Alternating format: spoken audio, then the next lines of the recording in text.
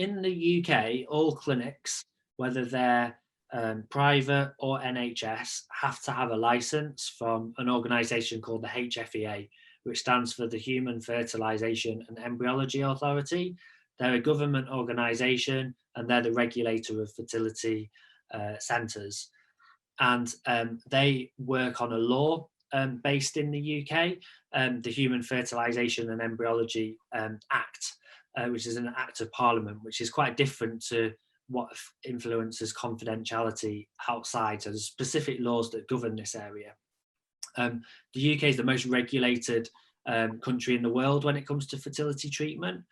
And everybody that has fertility treatment in the UK will be required to complete a consent to disclosure form, which says, which allows you to consent to who you would like the clinic to disclose information to. And that can be nobody at all. It can be to the GP. And often it's helpful to let your GP know that you're having treatment. It can be to other healthcare professionals who might be involved in your treatment or pregnancy surrounding that. Or it can be to auditors as well. So there's different options that you can choose for that. And the clinic is there bound by that, by law, to keep that information private.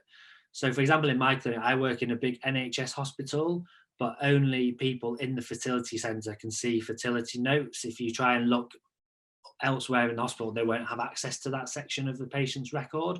So fertility is very tightly regulated. And going back to the law, I think it's one of the few things where if there is a breach of confidentiality, the ultimate thing that a clinic could be faced with is actually people could end up being sent to prison for it. So it's taken very serious. It can be a criminal act. I don't think that's ever happened, but that kind of explains how seriously confidentiality is and personal data is when having treatment at a fertility clinic.